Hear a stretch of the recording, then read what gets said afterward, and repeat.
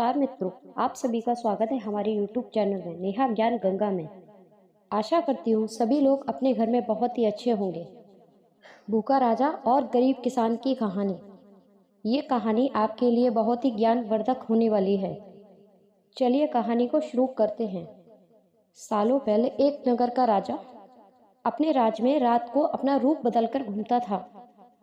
वो रूप बदलने के बाद लोगों से मिलकर अपने प्रजा के बारे में जानने की कोशिश करता और उनकी समस्याओं को समझता था।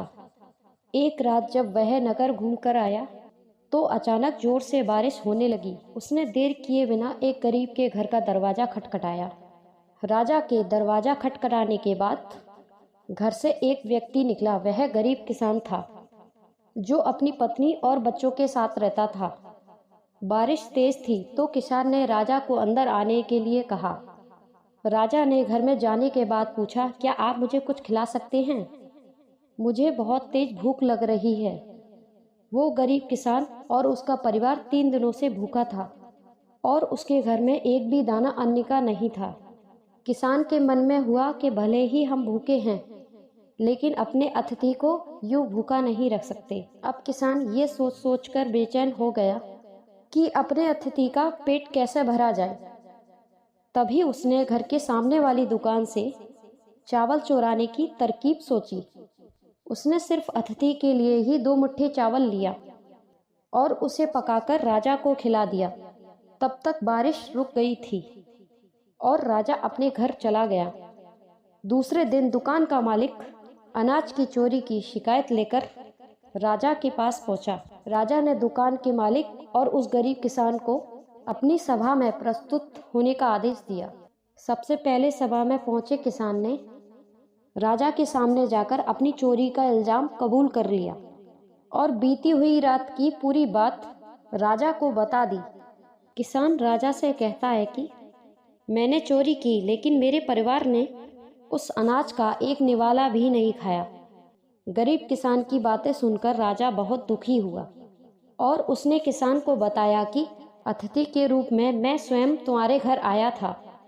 इसके बाद राजा ने सभा में पहुंचे दुकानदार से पूछा कि आपने अपने पड़ोसी को चोरी करते हुए देखा था क्या?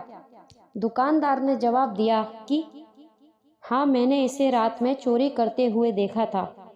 दुकानदार की बात सुनने के बाद राजा कहता है कि इस चोरी के लिए मैं पहले जिम्मेदार हूँ और फिर दूसरा तुम हो, क्योंकि तुमने अपने पड़ोसी को अनाज की चोरी करते हुए देखा था मगर कभी उसके भूखे परिवार को नहीं देखा। तुम अपने पड़ोसी होने का धर्म बिल्कुल नहीं निभा पाए। इतना कहने के बाद राजा ने दुकानदार को सभा से जाने के लिए कह दिया और किसान की अतिथि निष्ठा भाव को देखकर उसे 1000 सोने के सिक्के इनाम के रूप में दे दिया। इस कहानी से आपको बहुत कुछ सीख मिलेगी। अगर कोई आसपास के रहने वाले मुसीबत में हैं तो हमें उनकी मदद करनी चाहिए। अगर आपको ये वीडियो पसंद आई हो तो एक लाइक करके ज़रूर जाइएगा।